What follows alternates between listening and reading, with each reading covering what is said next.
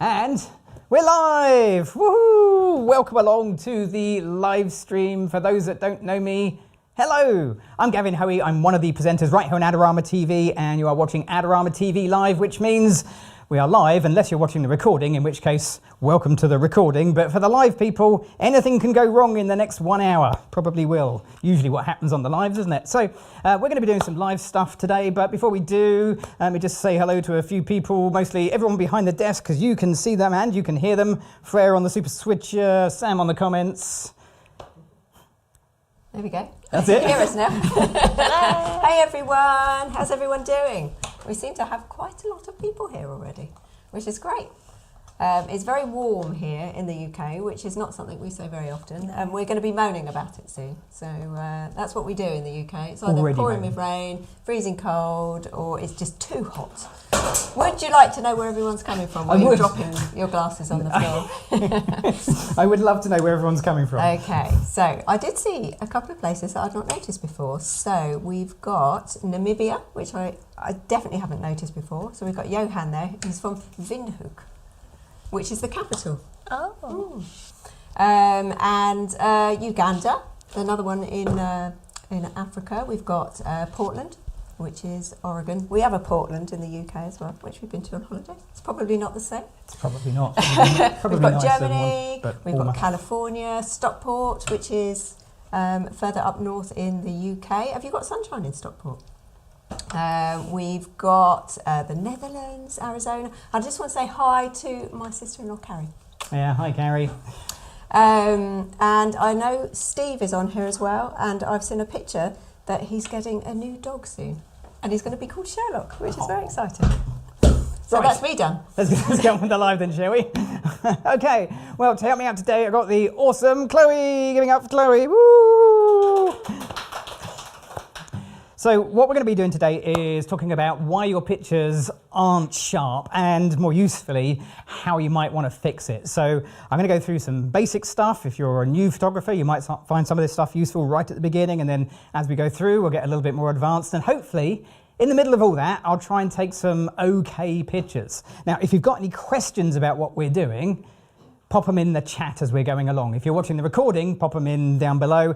Give it a thumbs up whilst you're there, and subscribe to Adorama if you haven't already done so. That's always appreciated. Right, okay, Chloe, have a seat. Make yourself comfy. If you've got any questions for Chloe, we have a Chloe microphone as well. She loves it when people ask her questions. Right, okay, let's try and get a picture in the bag. So today I'm using camera of choice, just to mix it up a little bit. I'm using a Fuji X-H2. Doesn't make a huge difference to what we're doing, but for those that like to know, I'm tethered in as well, so I'm hoping that you can see what I see. I'm going to dial in some default settings. I'm in manual mode, and I'm going to use nothing but the daylight. We're going to start with, well, it's not daylight, it's nanlight LEDs, but let's pretend it's daylight. And I'm going to dial in some settings here, maybe f5.6, ISO 200, and my camera says to get a correct exposure, I need to be at 1/8 of a second. So let's start by doing it wrong, because one thing I'm brilliant at is doing it wrong. Total expert at that. Okay, Lots of love for Chloe, by the way. Lots of yay, Chloe's. Chloe is wearing normal clothes. Yeah. Chloe is awesome. Well, we know that, yeah. And dig in the shoes, Chloe. Oh, yours. Not mine. All right, okay, so you've probably seen, have you seen people on the internet do this? Oh yeah, look, oh, it's fantastic. That's what we're gonna do. We're gonna be that guy on the internet. Okay, I got this. Oh, hey, okay, brace yourself. Okay, I said we're gonna do bad pictures and I wasn't joking. This is not a sharp picture. I don't even need to zoom in. You can see this is not a sharp picture. It is blurry as anything. Down in the bottom corner, you might be able to see the shutter speed 1/8 of a second. That's probably the culprit.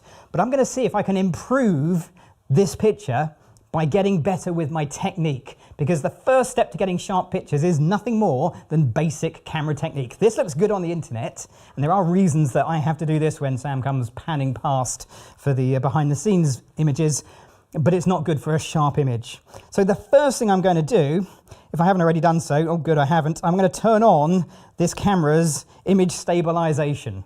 So a lot of cameras have in-body image stabilization. Some lenses have it as well, and if you can get the two, then you're even more in luck.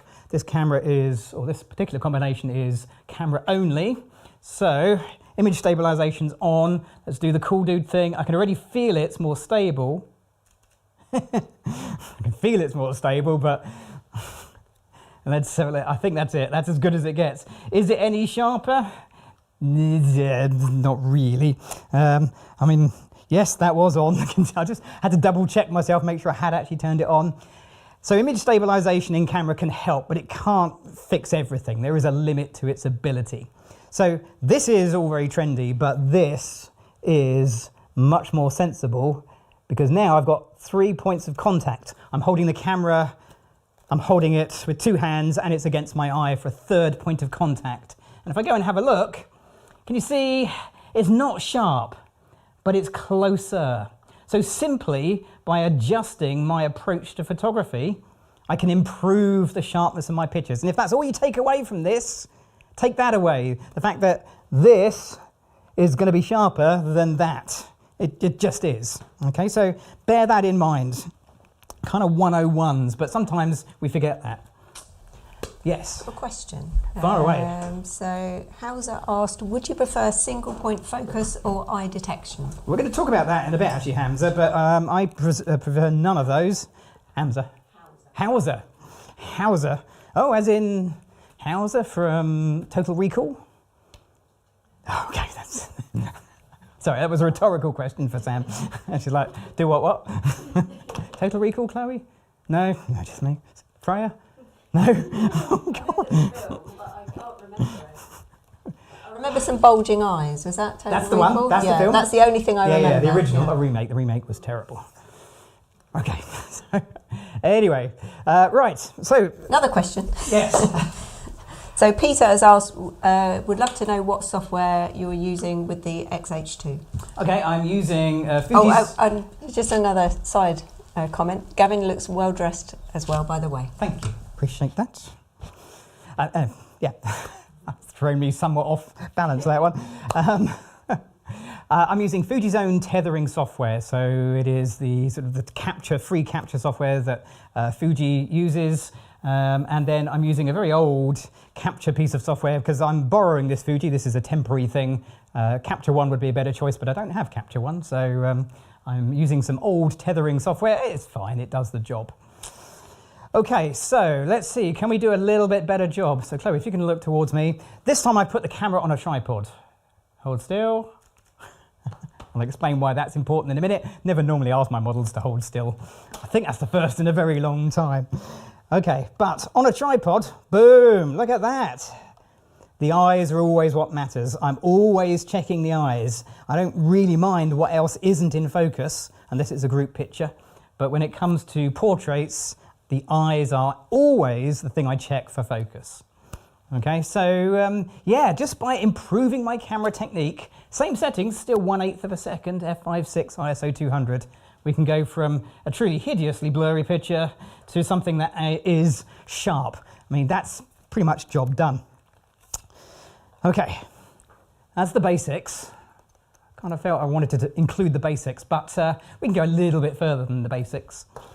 So let's just connect up my camera and we'll have a little chat about the exposure triangle. Have you heard the term exposure triangle? It's a thing. There's a whole Mark Wallace video if you really want to watch it on Adorama TV.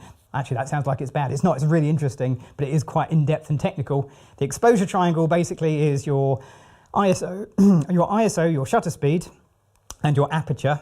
Imagine them as a triangle, and if you affect one, you affect the others, but I don't find that useful. I'll be honest. It's perhaps an unpopular opinion, but that's not a really useful thing.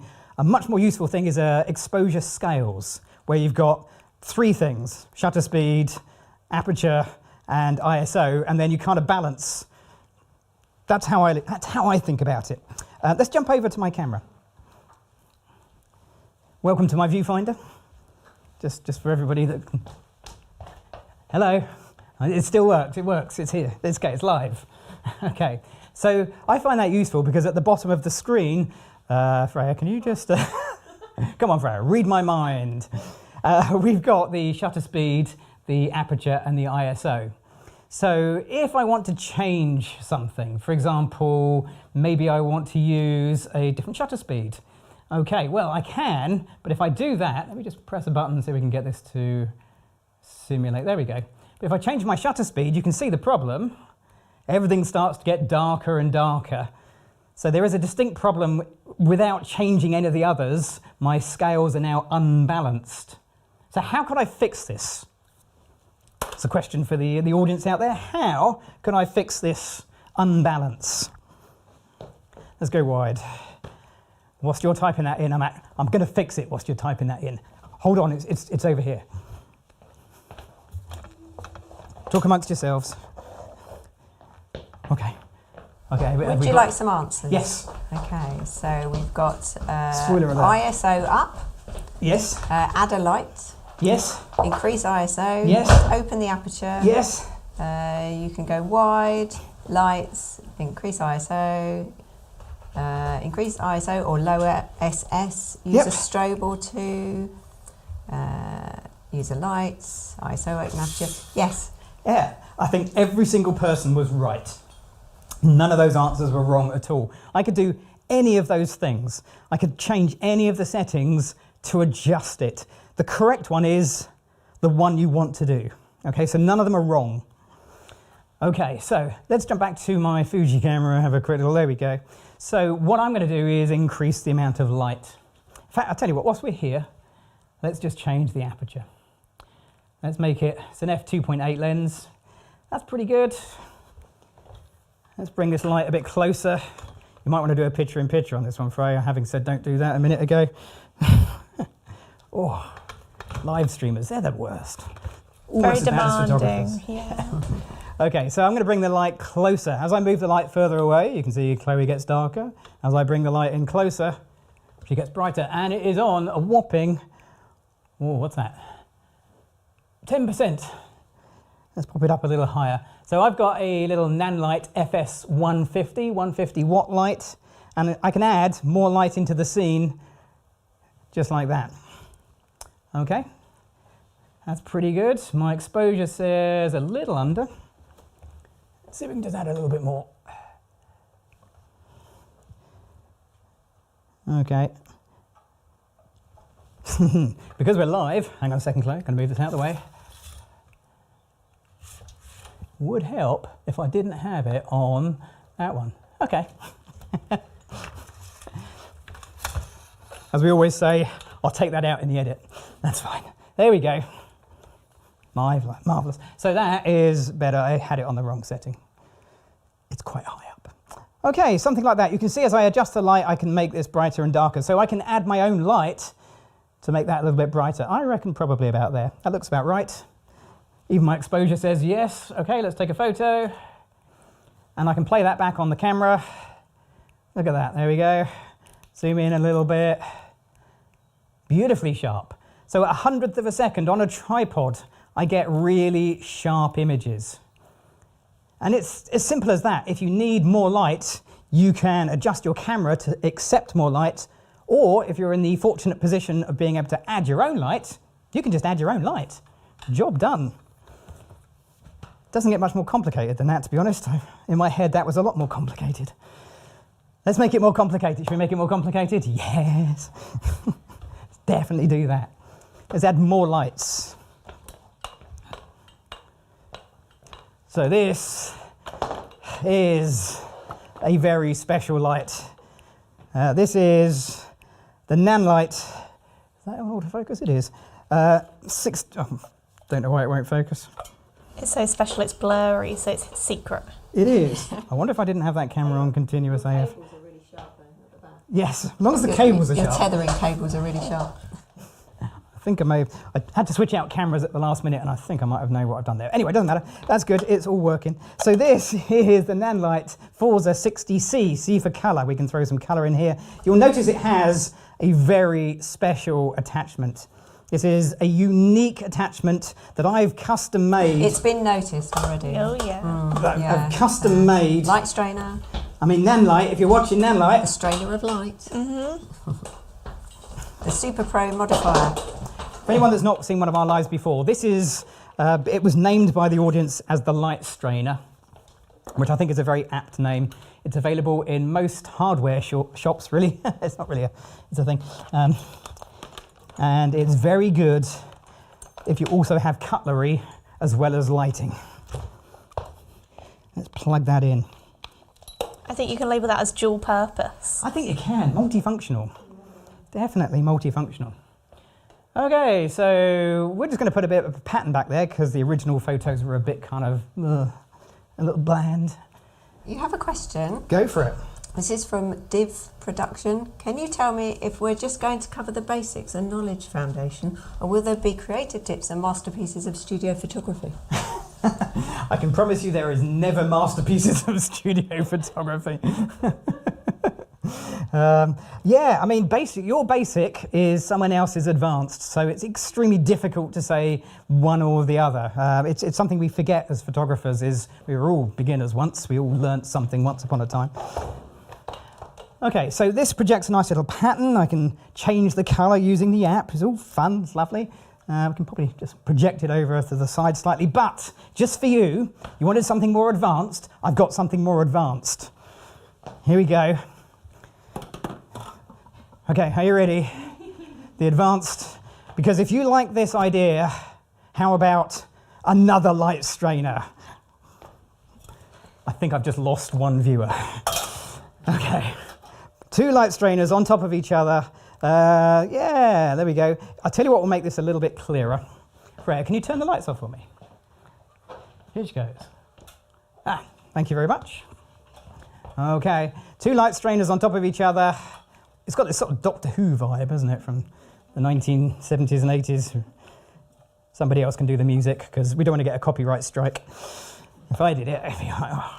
I'm going to pop that right in behind Chloe. Yeah, Brad said, dual light strainers, you're crazy! I know. I know, right? Brad, I'm with you. That's nuts. Whatever next. Okay, let's just put a little grid on here as well, just to stop that going absolutely everywhere. Okay, the nice thing about continuous light is what you see is what you get. So, my camera's gone to sleep. Let's wake the camera back up again. Okay, so if we jump, oh, there we are. Freya's on it. So that works quite well. I'm going to have to take the ISO up, because if I increase the brightness of the key light lighting Chloe, then it's going to bleach out the background a bit. Okay, awesome. Okay, let's wait for it to come in. Yes, it works. Here we go. Fantastic. Anyone have a preference for the color for the light strainer background? If you have a preference, stick it in the comments. I'm going to move it around a little bit just because I can. What? Look at that. That's mad. Put it over there. Okay, colours are coming in. Okay, what have we got for the So colours? we've got pink, we've got green, we've got red, chocolate. Chocolate. Yellow. I really like the sound of chocolate. Purple. Purple, yes, obviously. Green. Freya, red, stop typing. Purple. It wasn't me this time. Orange. Dark green. Okay, Yeah. I got it. I get it. I can do all of those. I'm going to do all of those. No problem. Let's take them in order. Here we go. Let's bear with me. I can do it on the app. And yeah, there we go. No problem. Sorted. Right, we've got green, blue, Seth said, do my favourite colour. purple, Clear. clear. Oh, Seth, you're no fun at all. Honestly, we had a request for creative stuff, Seth. This is creative. Imagine this. This is so creative. First person to ever do this, ever. So I've just put it on a little hue loop. So this is the Forza 60C. It is a colour RGB LED. Actually, it's more than RGB, but it's just fun, isn't it? Okay, so Chloe's staying relatively still, and this is kind of important. We'll talk about why this matters in a little bit. Okay, boom, let's stop there. I like the orange. Yeah, that orange looks cool. Somebody asked for chocolate. It's chocolatey. Yeah, that kind of works. That's fun. Okay, that's not bad. We've got plenty to get through. Can I have the lights back on before I fall over? Because... yeah, there we go. Thank you. Let's pop that out the way. So there it is, the double light strainer. I mean, it needs a bit of refining, but you know, it kind of, yeah, it'll work. Let's pop that out the way. Okay, we'll move this out the way as well. I'm going to do a quick bit of cable management and tidying just so we don't trip over quite a lot of cables. Now that's a first, isn't it? Well, you know, there was this guy on YouTube who did a live stream. I don't know if anyone saw it. Probably not. I don't think anyone watched it. Where he actually tripped over the orange cable and knocked his camera smashing onto the floor. No way! I mean, I really felt for him. I've never done that. But this isn't my camera. You certainly wouldn't do it twice, would you? Oh yeah, he did it again in the next live stream. I forgot about that, didn't he? Yeah, what a fool. Let's not dwell on that. Let's not blame people for knocking things over, or you know. Let's go check. Okay, let's have a little look at the computer. So this is about getting your images sharp. Did all of that prep and practice actually get me sharp images? Yes, it did. Again, I'm looking at Chloe's eyes, her great eye makeup. I've got a nice little catch light in the eyes. Absolutely beautiful. Really nice. So that is box ticked. Add more light, take control. Right, what are we going to do next? So, Chloe, there's a jacket knocking around somewhere. Can I? Thank you very much. Just clear some room. So let's have a look at other reasons your images may not be sharp. So Chloe has a fun jacket to wear.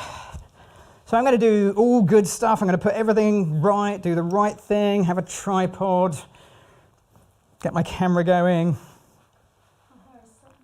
Your hair is... Do you want the scissors? No. Okay. Hair was stuck. I mean, I'm happy to help, but that is the limit of my abilities. Okay, so here we go.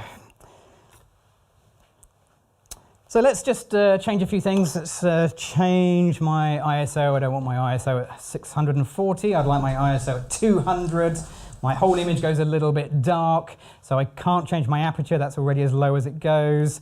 So I'm going to adjust my shutter speed to a 40th. There we go, that sounds okay. We'll just take a photo and you can see what brilliant framing. Fantastic. There's a reason I framed it up like this. Chloe, could I get you to do a little bit of, yeah. Okay, wait. I'm ready. Are you ready? On 3, ready. 1, 2, 3. Okay. So here's the problem. I've exaggerated it for effect, but one of the reasons you're likely to get blur is simply because your model moves. And it doesn't have to be a model, it can be anything moving. If you're a landscape photographer and the trees are blowing in the breeze, you might end up with moving trees. If you're a wildlife photographer, you get the idea, fill in the blanks. But it is a problem. We can't see Chloe's hands. We can see where the rings are. They give a lovely streak. We can see where the hands are. And that is, well done, Chloe. I've nailed the look. Let's not dwell on that. And that's the thing, because the longer you have the shutter open, the more chance of blinking actually being a full blink. It's part of the package. So we could fix this in a couple of ways. I'm going to go through some of the ones you recommended earlier. So let's go through and do one of the ISO. Let's do ISO. Let's see. So Freya, do you want to jump over to my camera? Thank you. So I want to go with a much shorter shutter speed. So let's see, I'm at 40th of a second. I probably want, I don't know, what shutter speed do I want for this? Anyone got any thoughts? What sort of shutter speed's going to freeze the action? Exactly the question that John was asking. If Chloe was dancing, what shutter speed would I need to freeze her? So. Okay, well, let's try. John, I will try for you. I'm going to go maybe 4,000th of a second. I don't know what, this camera maxes out at 8,000, so let's go 4, let's try that for no other reason other than, yeah, let's try that. Obviously my screen goes really dark, so I need to change my ISO to compensate for that. Keep going. Whoops. Yeah, we're going to be up there somewhere, aren't we? Yep, there we are. So 25,600. That's a big number. Okay, Chloe, let's see if this freezes your movement. Are you ready? 1, 2, 3. Okay. Hey, there's your answer. All you have to do is be at 4,000th of a second and run at 25,600 ISO. Job done. That is absolutely, well, it's sharp, but there's no detail. So when I talk about an image being sharp, that really works in several ways. There is the sharpness that you get from just movement of some description or another, and then there is the sharpness as in the quality of the image. So that image isn't sharp.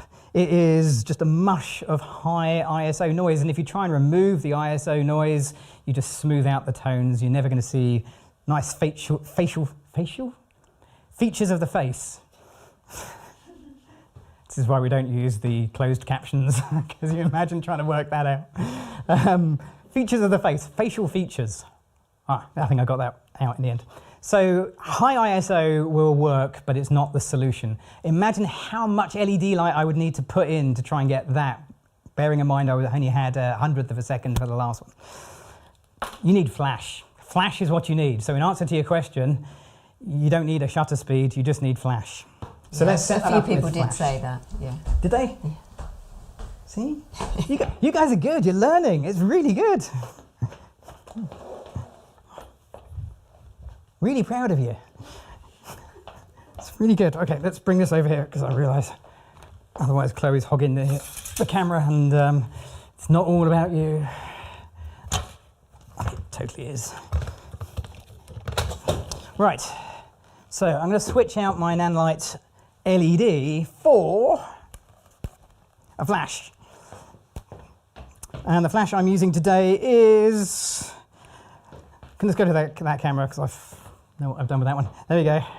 Is really dark. That's it, it works. That is the Flashpoint Evolve 200 Pro. Is that way? Sorry, back to front. Okay, I've got it in the little C bracket, also from Glow, and I've got the bare bulb head on, which is part of the kit. You'll find links to everything I'm using in the video description, including the little 25-inch beauty dish. Top tip, Don't put your softbox on your flash, put your flash on your softbox. It seems slower, but in the long run, it's so much quicker. There's a lot of love for that. I love my 200 Pro. Godos 200. Love my 200 Pro and my 200. If you really love your not 200 alone. Pro, we did a whole video on accessories for it at the end of last year. So there's a nice little live stream on that. Okay. Right, so a lot more light. Top tip. I mean, this is full of top tips, isn't there? There's so many top tips on this. I am literally squeezing in top tips galore. This top tip, useful. There's a button on the side that you need to know because it really does affect how this flash works. So the button is the often button. The often button, you need to make sure it's set to the on, not the off position. That kind of helps. Again, something I've heard photographers get wrong. Not this one. I mean, not every time. Occasionally I get it right. Okay, something like that, slightly higher than Chloe. I can see Chloe underneath my softbox. Height is okay. What else am I going to need? I need some, yes, I know what it is. I need, let's go for this camera. I need a transmitter. Try and get Chloe's head out of it so it doesn't autofocus. The downside of borrowing a camera is I don't have a transmitter for it. So this is a Fuji Fit, and I know it's a Fuji Fit because I wrote F at the bottom, that I had for workshops many, many years ago. So don't buy this. Get the better one. This is old. I put a link to the better one down below. But this is literally the only one I've got. So it works. So apparently we're almost to 200 likes. So yeah, let's go everyone. I second that. Let's go everyone. Give us some love. Okay. Hang on one second, just going to unplug a few bits and pieces because at that moment in time, that's when my camera says, Let's see if we can get it back to life. Hey, there we go. So we could do a trial and error. Stand there, don't move. I mean, I'm not going anywhere. Okay, whoa. Anyone spot anything I should have changed on this image? Go and put it on the screen. We might as well. Yeah. Yeah, whilst you're looking at that and working out what I didn't do right, I'll just do everything that I should have done correctly the first time. Okay. I don't think anyone's going to get that. I think that's going to be way too hard. No one's going to figure that one out. Okay. Yeah, ISO. Have people got ISO? it? ISO. Yeah. ISO. ISO. Yes. Yes, they've got it. Okay, remember the whole no flash, no picture thing? That's exactly why. It's collecting not only the flash, but it's also collecting the ambient, and because it's ISO, it's making my flash appear way brighter than it actually is. Okay, so no flash, no picture. Now, normally we'd take a picture, but as I've got my HDMI plugged in, and this Fuji is wonderful because it does HDMI and USB at the same time, love that, you can actually see without me taking a photo. I can also press a button that will reset everything so you can see, and I can see what's going on. Okay, quick test photo. We could get a flash meter out and actually do it by flash meter, or we can take a trial and error picture and say that's not quite bright enough. Now, I'm actually going to adjust my aperture. Why would I adjust my aperture and not my shutter speed? My flash power. So I've adjusted my aperture, not my flash power. Why would I have done that? That's a weird thing to do. Surely you just adjust the flash power. Okay, Chloe, are you ready? I love the way you start with your arms out. It's kind of like, brace yourself. Are you ready? 3, 2, 1. Okay, awesome. Okay. Oh, it's arrived. That's it, it's in. Okay, look at that. Really, really sharp pictures. Super sharp. So you've had a reply. Yeah, why would I have done so what I did? Peter said because more flash power means slower flash duration. Matt said lower flash power freezes motion. Peter, Matt, nailed it. Absolutely, well done. And that's exactly it. Okay, so this is, again, if you're a beginner to this, this is something maybe you don't quite get your head round, because think about it like this. If I reduce my flash power, what's actually happening is the flash is flashing for a shorter period of time. Less light. That's all it's doing. It's making the flash fire for a shorter period of time. That's how it's reducing its power. If I ask it to increase its power, the flash stays on for longer. Now, it's actually written on the back. I think it's about 4,000th of a second. And we knew that's right, it's 4,650 something. I can't see the last digit, according to the back of my flash. And that is how long the flash stays on for. However, if I change it to full power, let's go for it. Full power. I will need to adjust my camera settings to take that into account, and I'm going to guess, let's change the aperture. I don't know, let's go maybe f16. Okay, Chloe, are you ready? 1, 2, 3. Okay. So now my flash duration is 220th of a second. 220th of a second. It's still going to freeze the motion, but can you see the tips? I can't point with my little pointer on this one, but just above Chloe's fingers, they're not sharp. Okay, this one at 16th power, everything's sharp. This one at full power, there's still a bit of movement, and that's because the flash duration is that much longer. So another reason that your images may not be as sharp as you would like is if you've got something that is moving relatively quickly. There was a reason we put Chloe in this jacket, and your flash is taking a long time to fire its light. And if you've got the older or really the cheaper flashes, that whole scenario can be reversed. Check out your manual or the PDF and look for your flash duration to work out where it's best for your particular subject. So I've got a question. Fire away. So this is from Sif Ben. Does a higher flash power freeze motion as well? Okay, so higher flash power, no, it won't. So that's exactly what we've got there. So hang on, I can show you. I can actually show you. Was that Ben? No? Yes, Ben. Okay, Ben, here we go, just for you. It's going to be this camera. I realise now I can't see it anymore. Something like that.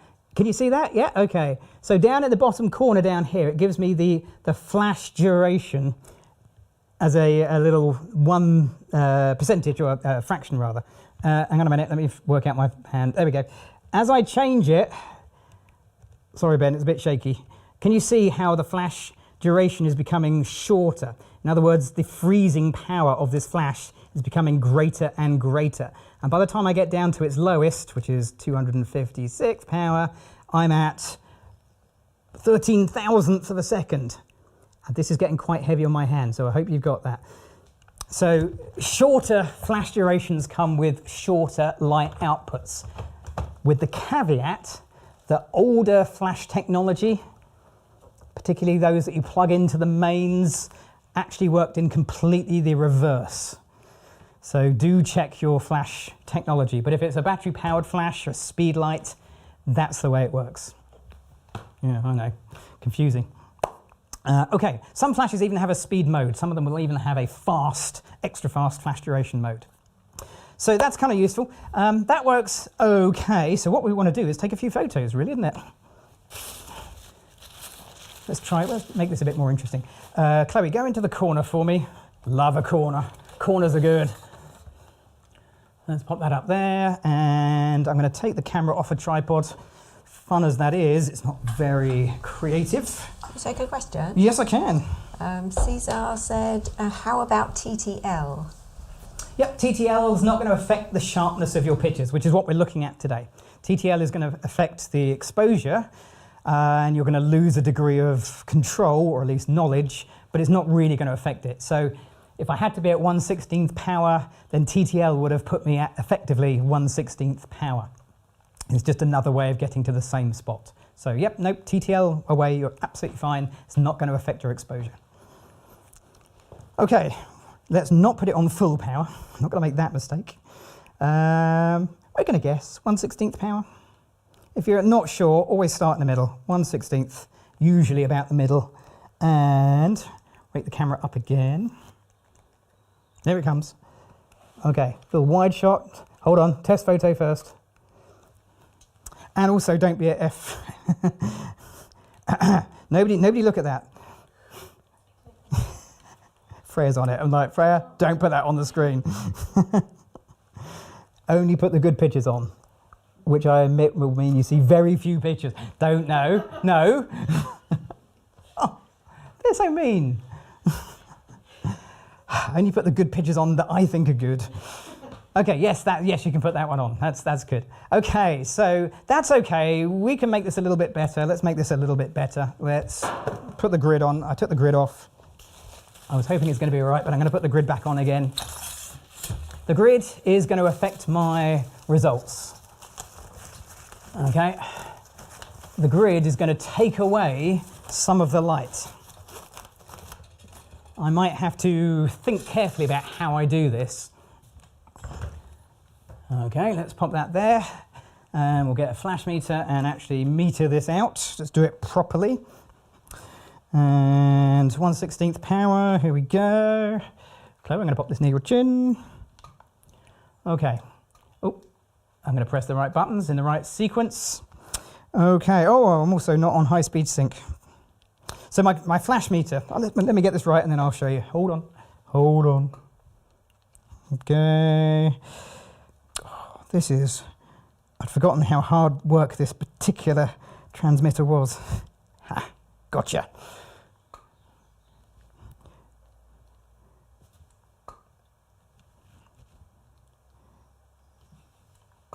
Keep talking amongst yourselves.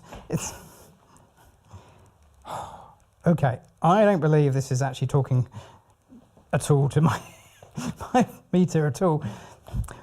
Have they fallen out? Oh, they have a bit, yeah. Oh, there we go. You know why? It's because it's live. It is indeed. Yeah. So flash meters, it's a really good point. You can get a flash meter and assume that it is right, but you've got to have a basic understanding of the light to know whether that's right or not. So let's go this camera over here. Okay, so my flash meter is telling me, get my head out the picture, at the same settings that I'm working at, ISO 200, 250th of a second, f5.6. But to get there, I've got to be at 1/8 power. Now we know the more light I ask the flash to produce, the slower my flash duration is going to be, so the more chance I get of blur. So rather than doing that, I'm going to sacrifice a little bit of depth of field, go for f4 rather than f5.6, reduce my flash power by a stop to get me back to that 4,000th of a second flash duration. I'm going to get a little bit more ambient light, but for the sake of this demonstration, I can live with that. Okay, let's see if it's the correct exposure. Quick little test photo, not bad. I just want to bring it in a little closer and a little lower. Can you take a couple of questions? Of course I can. Do that. So what are the advantages of feathering with a grid on? Very, very limited. So the grid is really stopping the light from spreading out the sides, and the idea with feathering is you would feather a light, you would turn it to the side. But with a grid on, where you can see, if you can see any of the white, you can see the light. There it is, you can see some of the light there, but by the time I feather it even a little bit, it's all gone. So feathering with a grid is very, very finesse lighting. Certainly with a model that's moving, not something I'd recommend doing. It's much harder. So feathering without a grid, much more successful. That's another video. Good question though. Okay, where were we? Going wide. Okay, so I'm just looking for a little bit of a vignette. That nice little vignette that the grid's giving me. Okay, Chloe, let's take a few photos. Also, anyone think this should be black and white? Black and white it is. Okay, black and white. Hang on. My black and white preset needs to be reset. Preset needs to be reset? Poetry now. You love a bit of poetry, don't you? Why are you on F4? Okay, so I'm on F4 because I wanted to be on F5.6 for a reasonable depth of field, but that meant the light, the flash, had to produce too much light, and it was making my flash duration a little bit longer, potentially giving me a blurry picture from Chloe's movement. You'll see Chloe moving in a minute. So I've compromised by going for a wider aperture that lets in more light, which means I can turn the flash power down, which means it lasts for a shorter period of time and freezes Chloe's movement. Let's try it and find out. Yeah, you've got a lot of love for black and white. Okay. Please. Marvellous. Okay, Chloe, let's hit some movements. Imagine the music's playing. Okay, can we get the audience to sing? Sing sing along at home, please. Okay, I'm not planning these. I'm not stopping Chloe. I'm just going to let her roll. And it's a numbers game. Some will be better than others. Yep, Corey is singing along. La la la la la la. Oh, that one. Oh, not that one, Corey. Okay. So movement, you can't really predict it. It's kind of just going to go for it. Okay, I'm just going to change a quick little setting on my camera. I'm going to do a couple more. I'm going to put it in continuous autofocus just so we can then keep up with Chloe. There we go. Yes, that's quicker. So I had it on single AF, which is fine, except it won't fire the camera unless it's in focus, which is, of course, the whole point of this. But continuous AF, I'm tracking Chloe's eye, and we'll talk about that in the last little bit coming up in a second. Okay, awesome. Woohoo! Okay, so that was kind of fun. Okay, you can turn the music off now. That's it. That's fine. Right, they're still singing. We can hear them. Just tell them that. It's like, yeah, turn your microphones off. Oh, dear me. All right, so we're going to do one more reason that your images aren't as sharp as they could be, and for that I'm going to need to set a few bits up. Do you want to just step out for me, Chloe?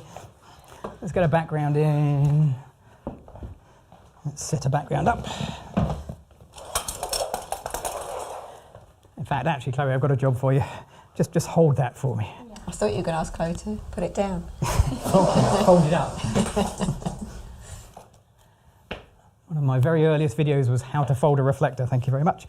And I'm still getting comments on people watching it like 14 years later and saying it's helpful.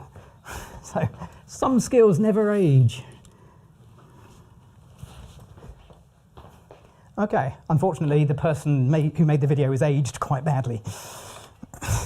14 years ago. All right, so we've got a little Manfrotto background here. Grab a chair. Let's give you a couple of chairs. There we go. So we're going to change how we're focusing and how we're working. I'm going to take off the 16 to 55mm lens. And whoop, for anybody who wants to see a picture of the wall, there it is. And replace it with this one, which is a 56mm f1.2. Ooh, fun. Okay, so shallow depth of field. Okay, let's pop that there. There we go. Should we go back to colour? Let's pop it back to colour for now. Okay, so I'm going to press a few buttons on here so I can see what's going on. Let's go back to my, oh, my camera's not plugged in.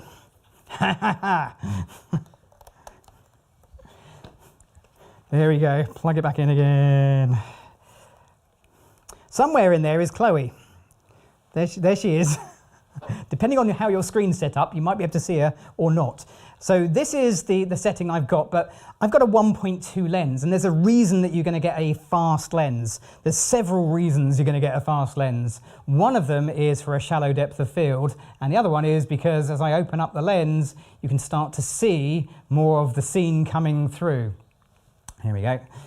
So at f1.2 at my flash sync speed, we can see more of Chloe, and if I was using flash, this would be an issue. If I was using continuous lights, it'd just be underexposed.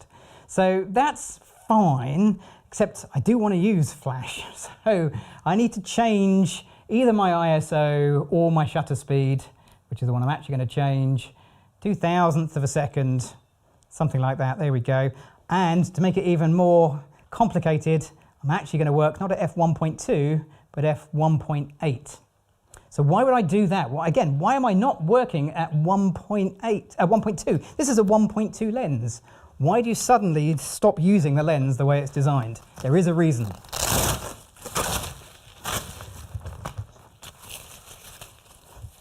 I'll give you a moment to think about that and type it in. VJ asked, what's your favourite lens for portraits? Oh, my favourite lens is probably the one that gets the results I actually want. And that's not really a helpful answer because it depends on what you actually want to do. Some days I want to do a wide-angle environmental portrait. I want a wide-angle lens. Other days I want to do a head and shoulders beauty lit portrait, and I want to use a longer telephoto lens. So there's not really an answer to that, but anything around about the 24 to 80, 105.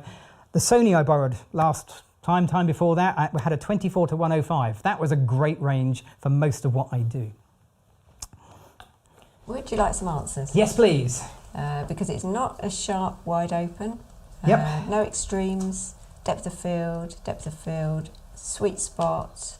It's sharper when you stop down by a stop or two. Yep. It's not perfect at full open aperture.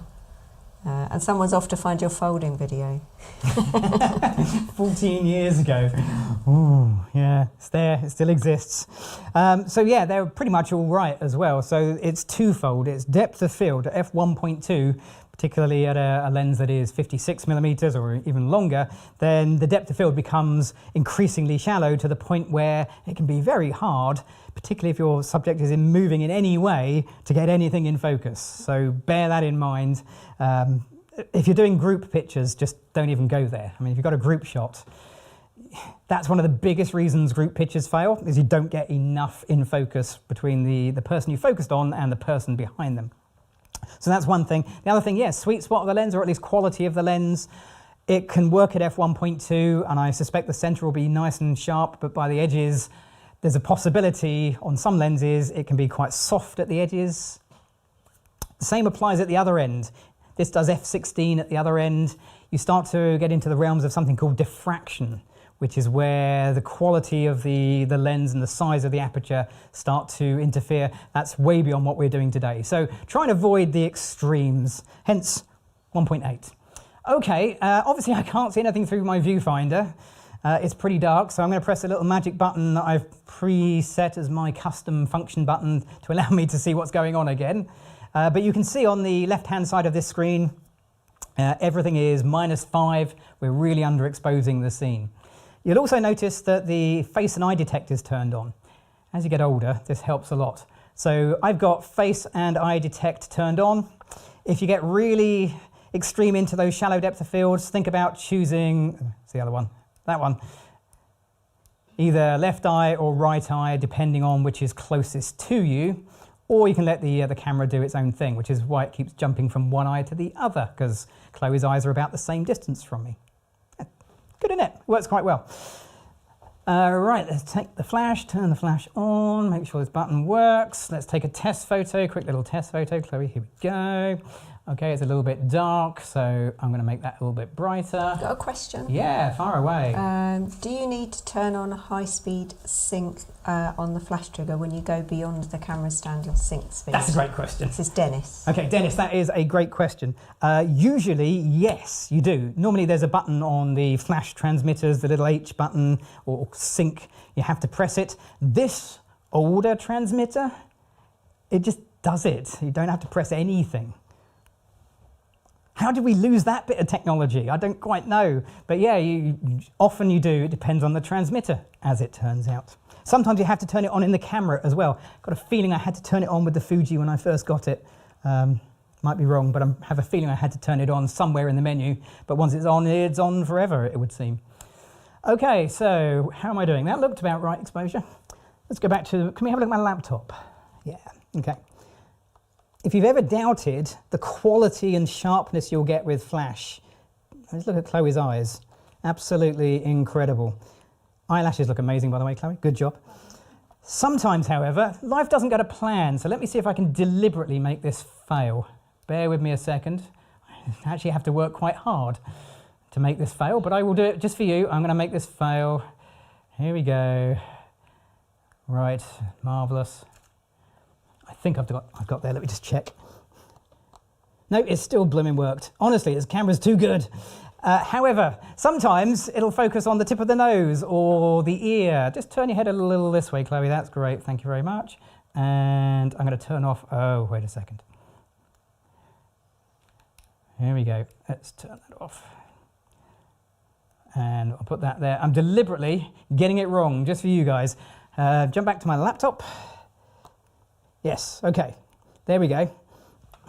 Okay, I've got the wrong eye in focus. In fact, neither eye are really in focus. This can sometimes happen. As technology is moving on, it's happening less and less. But watch your settings. So I'm going to make sure that I've got face and eye detect, not just face detect, face and eye detect turn on. And on this particular camera, for some reason, I found that works a little bit better for picking up Chloe's eyes. Okay, and that works. Okay. So watch out for those. Those are little things that might get you, little user errors, little things that can change, but try and make sure that you're using some sort of face and eye detect system to really pinpoint your focus where it needs to be. Okay, we good? Okay. Take a question? Yes. So Hauser asked, is 5200K you're using the same as the flash white setting? Yeah, it's about the same. So Hamza, the Hauser? Hauser, yeah.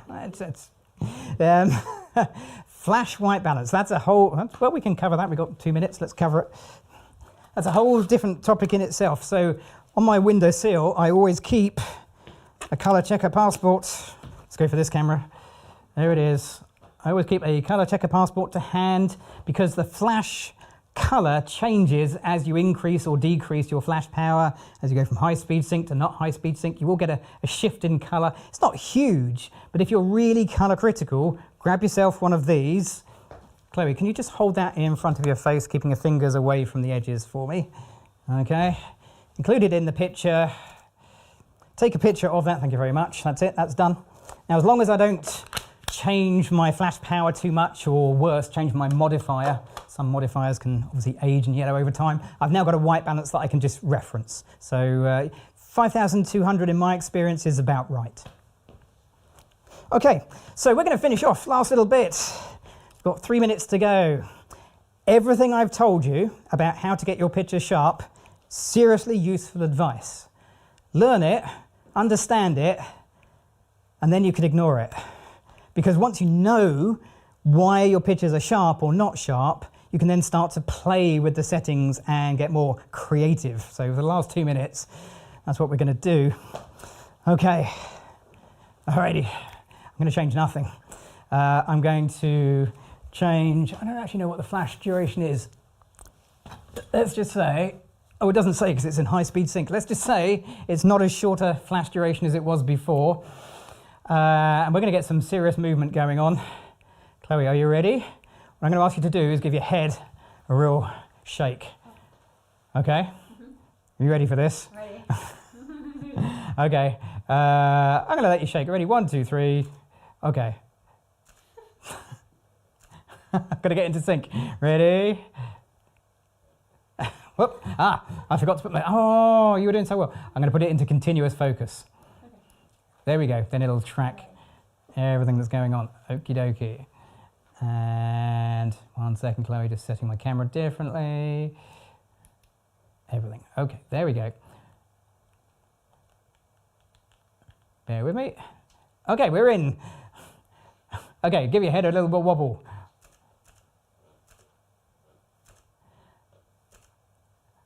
Good stuff. Now, I know a lot of these pictures aren't going to be in focus, and I'm prepared to live with that. I think we've, if they're remaking the Addams Family, we have a contender. That's fantastic. Okay, a couple of flashes. I've literally just got, can we go again? Oh, I'll tell you what I'm going to do. Let's go arty. This is going to be arty. Okay, I'm going to go like that. Marvellous, black and white. Test photo, make sure they work. Yes. Everything looks better if we make it black and white. Arty. Are you ready? Okay, give me a wobble.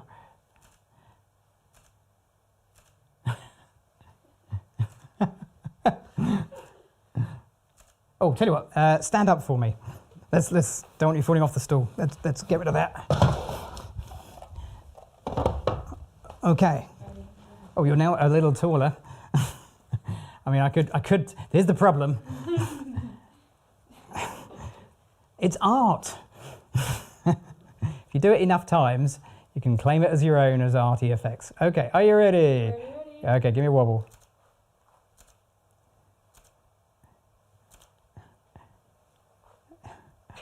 Go one more. Fantastic. Okay, I'm okay that some of these are going to be out of focus. I'm okay that they're all a kind of bit crazy. It's movement. I'm trying to capture the movement. There's this crazy guy on the internet who does this whole thing where he has the model move and the flash fire with like this really long exposure. Oh, I can't remember his name, but he's quite good. You should definitely check him out. Understand where you're going to be and what's going to happen, and then learn it. We're going to try one more. I've got a minute. I'm going to nail this. I really am. Okay. Okay. Are we ready? Ready. Okay. Oh, there's a time delay with my shutter. There you go. Stop there. Boom. There it is. Fantastic. It's a numbers game. You get there in the end. I'm happy with that. Well done. There we are. That takes us up to 8 o'clock exactly. 8 o'clock UK time. Slightly different time zones elsewhere. 3 p.m. New York time. Have we got any questions? Are we good? Awesome. So lots of reasons your images can be blurry or can be sharpened up. Hopefully that's given you some of them. That is not an extensive list by any stretch of the imagination, but a good starting ground. And if nothing else, it was good fun. So I'd like to thank Chloe for being absolutely awesome. Woo! You can find Chloe's Instagram details in the video description, along with all the gear I'm using on here. I'd like to thank Adorama for behind the scenes for making this possible. Well done, Adorama. I really appreciate that. I even found your folding the reflector. Oh, did they? From 14 folding years ago? the background, yes. In 4:3 ratio, not even, yeah, somebody put, not in widescreen. No. 480p. Yeah, that was filmed. That was filmed on a camera that recorded on tape. Actual tapes. Anyway, there we go. On the desk. Give the desk a wave. There they are. Thank you. Thanks for watching, everyone. Thanks for all your comments and all the questions and all the love as well. Really, really good. And we'll be back on the 6th of June. 4 weeks time. Yeah, 4 weeks time. So Fantastic. I hope you can join us then. Thank you, everyone. And if you like these live events, we have more live events coming up here on Adorama TV. Seth's Coffee with the Claires. No, it isn't Coffee with the Creatives. That's a whole different thing. Coffee with the Creatives. And Daniel's going to be doing some lives as well. And of course, we also have the Adorama Events YouTube channel, which is a completely separate channel. Go check that out. That's absolutely fantastic. And that's it. Thanks very much for watching. I'm Gavin Hoey. Thanks for watching.